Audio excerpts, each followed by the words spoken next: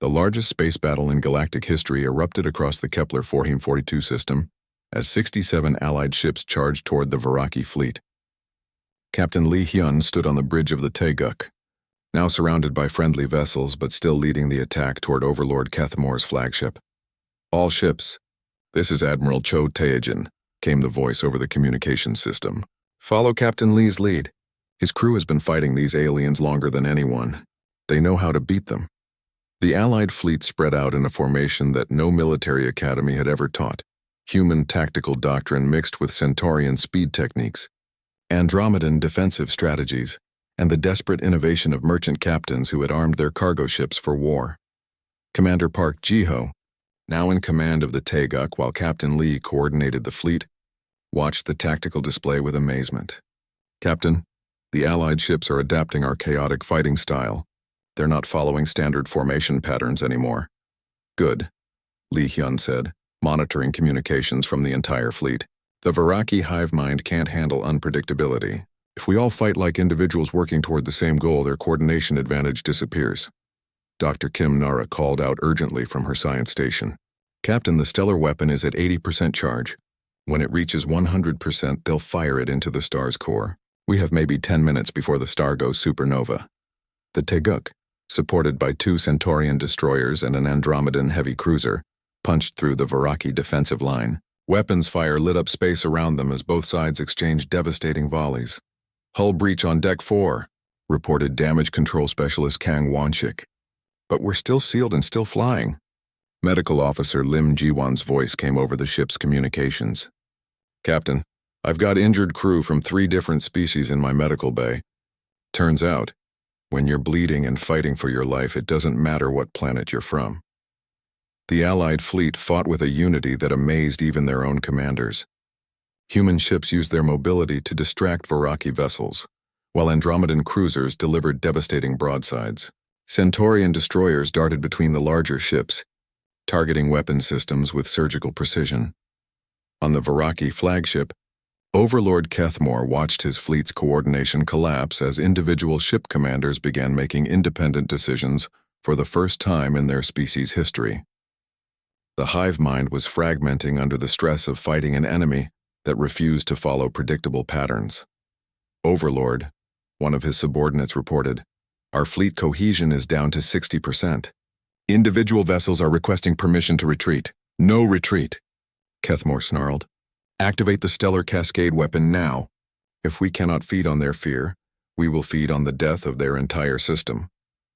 The massive weapon at the heart of the flagship began its final charging sequence.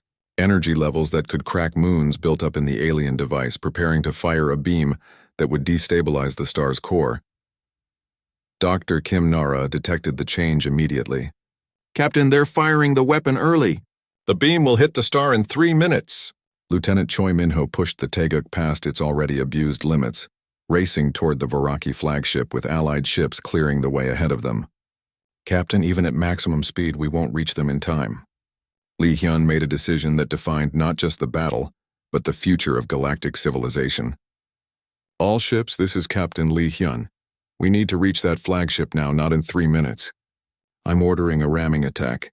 Any ship that can't keep up, provide covering fire." "Captain," Admiral Cho Taejin's voice came back immediately. "A ramming attack against a ship that size is suicide. Admiral, everything we've done today has been suicide. But we're still here, and so are the people we came to protect." The Taeguk accelerated to attack speed, its engines glowing white-hot as Chief Petty Officer Bae Sora pushed the power systems beyond anything they were designed to handle. Around them, Allied ships from across the galaxy followed the battered Earth warship toward what looked like certain death. Communications Officer Song Yoonji opened a channel to all frequencies. "This is the Earth warship Taeguk. We are beginning our final approach. If anyone is listening across the galaxy, remember this moment. Remember that when evil tried to destroy hope, ordinary people became heroes. We do not surrender. We do not retreat. We do not abandon our own." The fleet charged through the final layer of Varaki defenses, taking terrible casualties but never slowing down. Ships exploded around them, brave crews dying so that others could reach the enemy flagship. As they closed the final distance, something unexpected happened. The Viraki stellar weapon, almost ready to fire, began to malfunction. Dr. Kim Nara, monitoring the energy patterns, realized what was occurring. "Captain, the weapon is failing." The emotions were broadcasting. Courage, sacrifice, determination. They're interfering with the psychic resonance the weapon needs to function. The beam fired toward the star, but instead of the focused energy lance that would have triggered a supernova, it was a scattered, weakened blast that barely scratched the star's surface. Overlord Kethmore, for the first time in his long existence, felt something his species had never experienced. Fear. Not the fear they fed on from other species, but personal, individual terror at the possibility of defeat. The Teguk, followed by a dozen allied ships, crashed through the flagship's defensive shields and slammed into its hull. But instead of dying in the impact, the Earth warship's crew had one final surprise. "All hands, this is the captain," Li Hyun announced as the ship ground against the alien vessel's hull. "Boarding parties, you know what to do." Kang Wonshik led teams of humans, Centaurians, and Andromedans through improvised boarding tunnels cut by their weapons. They fought their way through the Viraki ship's corridors, not to conquer it, but to plant Dr. Kim Nara's electromagnetic pulse device at the weapon's core. The device activated, sending precisely calibrated energy pulses through the stellar weapons systems. The massive alien device, poisoned by human determination and disabled by human ingenuity, shut down completely. Across the battlefield, the Viraki fleet began to retreat. For the first time in their species' history, they had been defeated. Not just defeated, humiliated by creatures they had considered inferior, but the real victory was larger than one battle. The quantum communication networks carried news of the Allied victory to every corner of the galaxy. Species that had lived in terror of the Viraki for centuries began to rise in rebellion. Medical Officer Lim Jiwan, treating wounded soldiers from a dozen different worlds in the Teguk's medical bay, looked up as Captain Li Hyun entered to check on his crew. "Captain," she said with exhaustion but pride in her voice, "I've never seen anything like what happened here today. These people fought like they were protecting their own families. Even though they came from different stars." Li Hyun nodded, looking around at the mixed crews working together to repair battle damage and care for the wounded. "That's what we are now, Doctor. One big family." In the weeks that followed, the Viraki Empire crumbled as subjugated species rose up across the galaxy. The aliens, their hive minds shattered by the psychological impact of their first defeat, could not coordinate their response to the widespread rebellions. Earth was invited to join the newly formed Galactic Defense Alliance as its coordinating member. Not because humans were the strongest or the smartest, but because they had proven they could inspire others to be better than they thought possible. Dr. Kim Nara, now the Alliance's chief xenopsychologist, established new protocols for first contact and conflict resolution. Her work ensured that no species would ever again become as isolated and destructive as the Viraki had been. The Teguk, rebuilt and upgraded, became the flagship of the Alliance fleet. On its bridge, officers from dozens of species served together, all following the principles that Captain Li Hyun and his crew had demonstrated in their darkest hour. Captain Li Hyun, now Admiral of the Alliance fleet, kept a personal log that he read to new recruits from across the galaxy. "We are not the strongest species in the galaxy.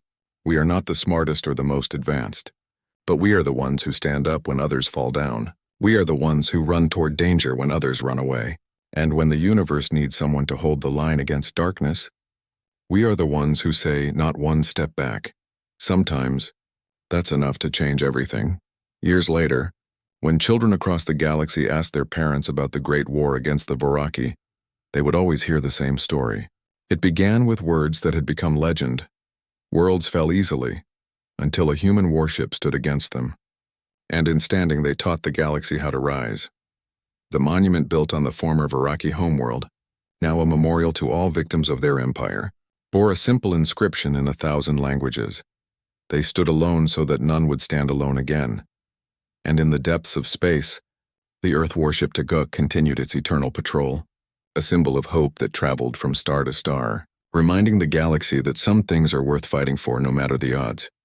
The message from the Teguk spread across the galaxy faster than light itself, carried by quantum communication networks that connected every civilized world.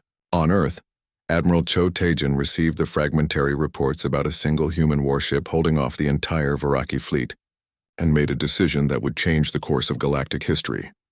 "Admiral," his aide said nervously, "Strategic Command is ordering all ships to defensive positions around Earth. We're supposed to prepare for a Viraki invasion, not send our fleet into a battle we can't win." Admiral Cho Taejin looked at the star chart showing the location of the Kepler 442 system, where the Taeguk was fighting alone against impossible odds. "Commander, how many ships can we get to that system?" 43 vessels, sir, but Admiral, the strategic value of one system doesn't justify risking our entire fleet." "This isn't about strategic value," Cho Taejin said firmly. "This is about what we stand for. If Captain Lee and his crew can stand alone against 50 Viraki ships, then we can damn well stand with them." Within hours, every available Earth Defense Force ship was racing toward the distant battle. But they weren't the only ones moving. On the Centaurian Republic's capital world, Captain Rex Altair received permission to take his squadron to reinforce the human ship. "Admiral, with respect, one human vessel has done what our entire military said was impossible. They've made the Viraki bleed. If we don't support them now, we'll never get another chance like this." Across the galaxy, species that had cowered before the Viraki for centuries began to mobilize their fleets. The impossible sight of a single Earth warship holding the line had awakened something that had been sleeping for generations: the will to fight back. Aboard the Taeguk, the crew continued their desperate battle. The ship was barely holding together, with entire sections sealed off due to hull breaches and radiation leaks. Medical Officer Lim Jiwon worked in conditions that would have made experienced trauma surgeons quit, treating injuries with whatever supplies she could find. "Captain," she reported over the communication system, "I've got 17 crew members with radiation poisoning, 12 with severe burns, and 8 with concussions from the hull impacts, but they all want to return to duty." "Let them," Lee Hyun said grimly. "We need everyone we can get." The Taeguk had evolved into something beyond a military vessel. Damage control specialist Kang Wonshik had turned his repair teams into artists, welding hull patches while under fire and keeping critical systems running with spare parts that shouldn't have worked, but somehow did. Lieutenant Choi Min-ho had pushed the ship's maneuverability beyond anything the designers had imagined possible. He flew on pure instinct now, moving the battered warship through patterns that seemed to defy physics. The Viraki couldn't predict where the human ship would be from one moment to the next. "Captain," Dr. Kim Nara called out from her science station, "I'm detecting changes in the Viraki fleet formation. Their hive mind coordination is breaking down. Individual ships are starting to make independent decisions." Commander Park Ji-ho looked up from his tactical display. "Confirmed, Captain. 3 Viraki vessels just fired on each other because they couldn't agree on which approach vector to use against us." For the first time since the battle began, Lee Hyun allowed himself a small smile. The hive mind is cracking. They've never faced an enemy that couldn't be predicted or intimidated. On the Viraki flagship, Overlord Kethmore was experiencing something that no member of his species had felt in millennia: individual doubt separate from the collective consciousness. The human ship should have been destroyed hours ago, but it continued to fight with a determination that defied all logic. "How many of their crew are still alive?" he demanded. "Unknown, Overlord. Their ship continues to function despite damage that should have crippled it completely. Then we destroy the entire system. Prepare the stellar cascade weapon." Dr. Kim Nara's instruments detected the massive energy buildup immediately. "Captain!" "The Viraki are charging some kind of super weapon. Energy readings are off the scale." "What kind of weapon?" Lee Hyun asked. I think they're going to make the star explode. They'd rather destroy everything than accept defeat." Song Yoonji's communications board lit up with incoming signals. "Captain, I'm detecting multiple fleets dropping out of hyperspace at the system's edge. The first one is... It's Admiral Cho Taejin with the Earth Defense Force." The main screen showed the most beautiful sight the crew of the Taeguk had ever seen. Dozens of Earth warships appearing in space, their hulls gleaming with fresh paint and their weapons ready for battle. "This is Admiral Cho Taejin to the Taeguk," came the familiar voice over the radio. "Sorry we're late to the party, Captain. We brought some friends." Behind the Earth fleet came ships from a dozen different species: Centaurian Republic vessels with their elegant curved hulls, Andromedan defense ships with their heavy armor plating, even some converted merchant vessels that had been hastily armed for battle. "Captain," Song Yunji said with tears in her eyes. There are 67 ships in that fleet, representatives from 23 different species. They all came to help us, but there was no time for celebration. The Varaki stellar weapon was almost ready to fire, and when it did, it would turn the system star into a supernova that would destroy everything within 10 light years. Dr. Kim Nara worked frantically at her station. Captain, I think I can stop the stellar cascade, but we need to get close to the Varaki flagship and deliver a precisely calibrated electromagnetic pulse directly to their weapon systems. How close? Li Hyun asked. Close enough to touch their hull. The bridge fell silent. Everyone understood what that meant. A suicide run against the most heavily defended ship in the Varaki fleet. I volunteer to take a shuttle, said Chief Petty Officer Bae Sora, who had taken over engineering duties after Yoon Subin's sacrifice. No, Li Hyun said firmly. This ship has brought us this far. She'll take us all the way. He opened communications to the Allied fleet. All ships, this is Captain Li Hyun. The Varaki are preparing to destroy this entire system. We're going to stop them, but we need you to clear us a path to their flagship. Admiral Cho Taejin's voice came back immediately. Understood, Captain. All ships, this is Admiral Cho Taejin. Our people have shown the galaxy how to fight. Now let's show them how to win. Follow the Taeguk in. The Allied fleet formed up around the battered Earth warship. Ships from dozens of different worlds, flying in formation for the first time in galactic history, all united by the example of human courage. Communications Officer Song Yoonji opened a channel to all ships and all frequencies. This is the Earth warship Taeguk to all Allied vessels and all listening stations across the galaxy. We are about to make our final approach. If we don't make it, remember this. The Varaki can be beaten. They're not gods, they're not unstoppable. They're just bullies who have never been stood up to before. Keep fighting, keep believing, and never, ever give up. The Taeguk, escorted by the greatest fleet ever assembled in galactic history, began its final charge toward the Varaki flagship. The ship that had stood alone against impossible odds now led an alliance that would reshape the galaxy forever. The stellar weapon continued charging, its energy building toward the point where it would ignite the star and destroy everything. But approaching through the darkness came a fleet united by hope, led by a damaged Earth warship whose crew had already proven that some things were worth dying for. The final battle for the galaxy's future was about to begin. Overlord Kethmore's fleet spread out around the Taeguk like a closing fist. The massive alien ships moved with deadly purpose, their dark red hulls bristling with weapons that could crack planets. Captain Li Hyun watched the tactical display and knew they were facing their final hour. Captain, Dr. Kim Nara called out urgently, I'm detecting a massive energy buildup from the Overlord's flagship. It's not weapons. It's something else entirely. The answer came moments later when waves of pure terror washed over the bridge. The Varaki had activated their most feared weapon, psychic broadcasters that sent raw fear and despair directly into the minds of their enemies. Most alien species collapsed immediately when faced with this mental assault, their crews either going insane or taking their own lives rather than face the horror.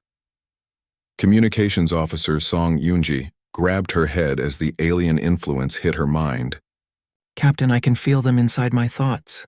They're trying to make me believe we're all going to die horribly. Fight it, Li Hyun ordered, though he could feel the alien presence clawing at his own mind.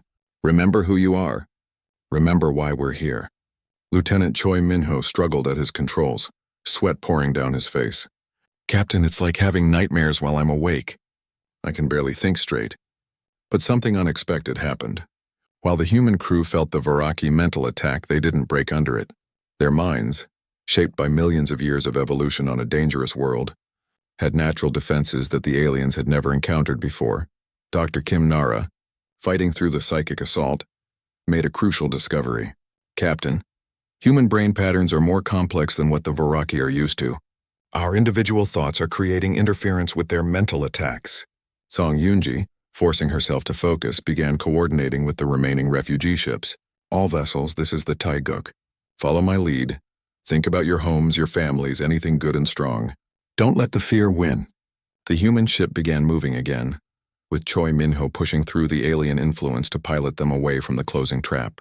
The Taeguk weaved between the massive Varaki ships, but this time they were taking serious damage. A direct hit from the Overlord's flagship tore through the ship's hull, decompressing 3 compartments. Damage control specialist Kang Wonshik and his repair teams rushed into the breach, welding emergency plates while the ship was still under fire. Hull breach on Deck 7. Kang Wonshik reported over the communications system. "We're losing atmosphere fast." "Seal it," Lee Hyun ordered. "We're trying, Captain, but we need at least 10 minutes and the Varaki aren't giving us any breaks." Commander Park Ji-ho fired everything the ship had at the nearest Varaki vessel, trying to buy time for repairs. "Captain, our weapons are barely scratching their hulls.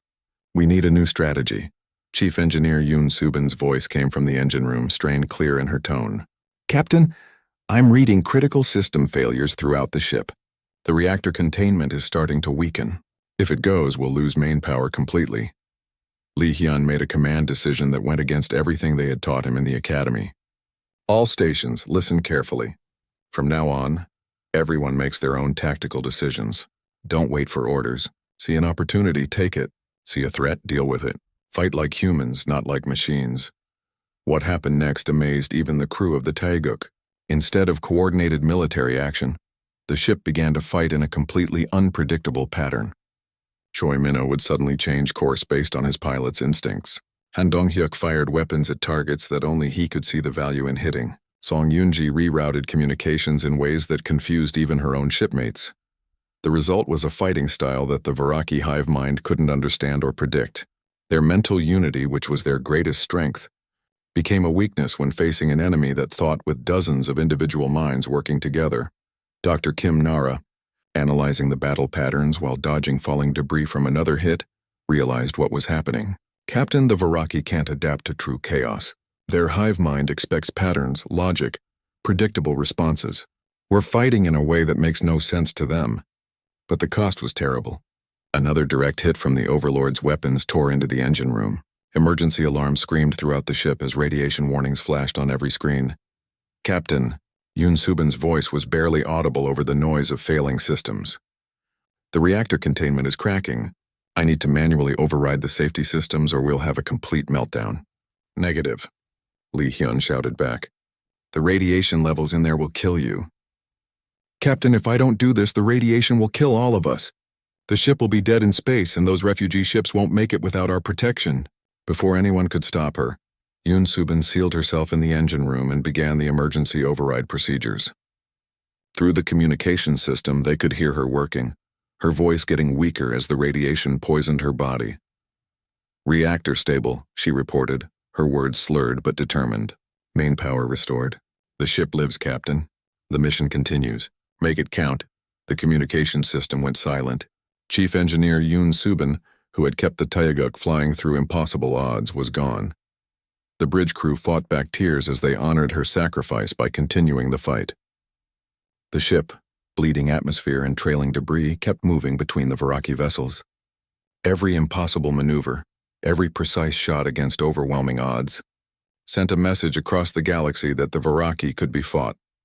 Medical Officer Lim Ji-won's voice came over the ship's communications from the emergency medical bay. "All crew, I'm treating injuries that should have killed half of you by now. But you keep fighting, so I'll keep fixing you up. Nobody dies on my watch unless they really want to." The Taeguk, battered and scarred, continued its deadly dance among the alien giants. The Varaki, for the first time in their long history of conquest, were experiencing something they had never felt before: doubt. On his flagship, Overlord Kethmore stared at the tactical displays in confusion. A single small ship was holding off his entire fleet, fighting in ways that made no sense, taking damage that should have destroyed it 3 times over. "How are they still functioning?" he demanded of his subordinates. The answer came from Dr. Kim Nara's latest discovery.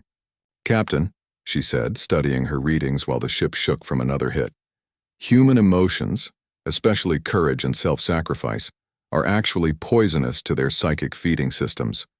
Every time one of us does something brave, it makes them weaker, not stronger." Song Yoon-ji looked up from her communication station, where she had been receiving messages from across the galaxy. "Captain, something incredible is happening. The news of our fight is spreading through the quantum networks. Other species are watching us hold the line against the Varaki. For the first time in centuries, they believe the aliens can be beaten." Lee Hyun, Standing in the center of his damaged bridge, surrounded by his wounded but unbroken crew, made a decision that would echo through history. "Signal all frequencies," he ordered. "Let the galaxy hear this. This is Captain Lee Hyun of the Earth Warship Taeguk. We stand here not because we're the strongest or the smartest. We stand here because someone has to. And we'll keep standing until help arrives or until there's nothing left of us to stand with." Across the galaxy, on 1,000 different worlds, people heard those words and felt something they hadn't felt in generations. Hope. The Taeguk raced through space at full speed, its engines burning bright against the darkness. Captain Lee Hyun stood on the bridge, watching the tactical display as they got closer to the refugee ships. The red alien vessels were moving to surround the fleeing civilians like wolves hunting sheep. "Time to intercept?" Lee Hyun asked. Lieutenant Choi Minho checked his controls. 18 minutes at current speed, Captain. But the enemy will reach the refugees in 15. Then we go faster, Lee Hyun said simply. From the engine room, Chief Engineer Yoon Subin's voice came over the speakers. "Captain, I can push the engines past their safety limits, but we risk burning them out completely." "Do it." The ship shuddered as Yoon Subin fed more power to the engines. The Taeguk shot forward like a bullet, eating up the distance between them and the battle. Dr. Kim Nara looked up from her science station. "Captain, I'm learning more about these aliens from their energy signatures. They call themselves the Viraki. My computer is translating some of their communications. What are they saying?" Commander Park Ji-ho asked. "They're confused by our approach. According to their transmissions, they've never seen a single ship charge directly at an entire fleet before. They think we might be carrying some kind of superweapon." Weapons Officer Han Dong-hyuk smiled coldly. "We are carrying a superweapon. It's called human stubbornness." The main screen showed the refugee, ships ahead, old cargo vessels and passenger transports trying desperately to reach the edge of the system where they could jump to hyperspace. The Viraki ships were closing in, their dark red hulls gleaming with weapon ports. "All stop," Lee Hyun ordered as they reached the refugee fleet. "Signal the civilian ships. Tell them to stay close to us." Communications Officer Song Yoonji sent the message, then listened to the responses. "Captain, the refugees are asking if Earth is sending a fleet to help them. Tell them Earth doesn't know about this yet. Tell them we're what they've got and we're enough." The first Viraki ship opened fire on a refugee vessel. Bright red energy beams cut through space, but the Taeguk moved between them and the civilian ship. The alien weapons hit the Earth warship's shields, making the whole vessel shake. "Shields down to 80%, Park Ji-ho reported. "Their weapons are powerful, Captain. Then we'd better not let them hit us very often." Choi, evasive maneuvers. "Keep us between the aliens and the refugees." The Taeguk began to dance between the larger Viraki ships, using its smaller size and human pilot skill to avoid the worst of their fire. Choi Minho flew the ship like it was part of his own body, sliding through gaps between enemy vessels that seemed too small for anything to fit through. "Han, target their weapon systems," Lee Hyun ordered. "We can't destroy 50 ships, but maybe we can slow them down." The Taeguk's weapons fired back at the Viraki. Human plasma cannons and missile launchers sent their deadly cargo toward the alien ships. The weapons were much smaller than what the Viraki carried, but Han Dong-hyuk aimed them with surgical precision, hitting power relays and weapon mounts. One Viraki ship lost half its weapons when a well-placed missile hit its main gun battery. Another had to stop firing when its power systems were damaged by concentrated plasma fire. "They're getting angry," Dr. Kim Nara observed, watching the alien communications. "The Viraki commanders are arguing with each other. They've never had to deal with tactics like this before." "What kind of tactics do they usually use?" Lee Hyun asked while the ship shook from another hit. "Overwhelming force. They show up with huge fleets and attack until everything surrenders or dies. They don't expect their targets to fight back effectively." Yoon Subin's voice came from engineering. "Captain, I've got an idea. These refugee ships have mining equipment, charges they use to break up asteroids. I can modify them into makeshift torpedoes." "Do it," Lee Hyun said immediately. Working quickly, Yoon Subin and her engineering team transferred mining explosives from the refugee ships to the Taeguk. They weren't as powerful as military weapons, but human creativity turned them into precision tools. Han Dong-hyuk loaded the improvised torpedoes and fired them at a Viraki ship that was trying to flank the refugee convoy. The mining charges, programmed with new targeting systems, slipped past the alien ship's defenses and exploded against its engine section. The Varaki vessel spun out of control, temporarily out of the fight. "Incredible," came a voice over the radio. It was the captain of one of the refugee ships, an Altarian whose voice sounded like wind chimes in a gentle breeze. "Earthship, you fight like no one we have ever seen." More refugee ships had reached the edge of the system and jumped to safety.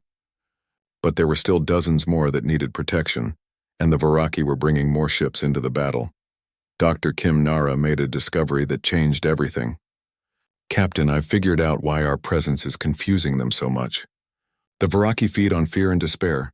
Negative emotions give them strength, but we're broadcasting different emotions entirely." "What do you mean?" Lee Hyun asked as the ship dodged another volley of enemy fire. "Hope, determination, courage. These emotions create interference in their feeding process. It's like trying to eat while someone is shining bright lights in your eyes." Song Yoonji looked up from her station. "Captain, the quantum communication networks are lighting up. Word of our fight is spreading across the galaxy. Other species are watching what we're doing here." "Let them watch," Lee Hyun said grimly. "Maybe they'll learn something." The battle continued, with the single human ship darting between the massive Varaki vessels like a fighter against giants. More refugee ships escaped, but the Taeguk was taking heavy damage. Hull breaches were sealed by damage control teams and the shields were barely holding. Then new contacts appeared on the tactical display. Bigger ships, darker red, with energy signatures that made the previous Varaki vessels look small. "Captain," Park Ji-ho said, his voice tight with worry, "we've got more company. 15 new ships just dropped out of hyperspace. These ones are much larger." Dr. Kim Nara's face went pale as she read her instruments. "Captain, the lead ship is broadcasting on command frequencies. I think we've attracted the attention of someone important." The largest of the new ships, a massive vessel that dwarfed everything else in the system, sent a transmission toward the Taeguk. When Dr. Kim Nara translated it, the words sent chills through the entire crew. "Human vessel, this is Overlord Kethmore of the Varaki Empire. You have impressed me with your futile resistance. I will personally oversee your destruction as a lesson to the galaxy. No one defies the Varaki and lives." Lee Hyun looked at the tactical display showing the overwhelming enemy forces now arrayed against them. They had helped most of the refugees escape, but the real fight was just beginning. "Signal the remaining refugee ships," he ordered. "Tell them to run for the hyperspace limit as fast as they can." "What about us, Captain?" Choi Min-ho asked. Lee Hyun smiled, even though their situation had gone from impossible to hopeless. "Us? We're going to teach this overlord something about humans that he'll never forget."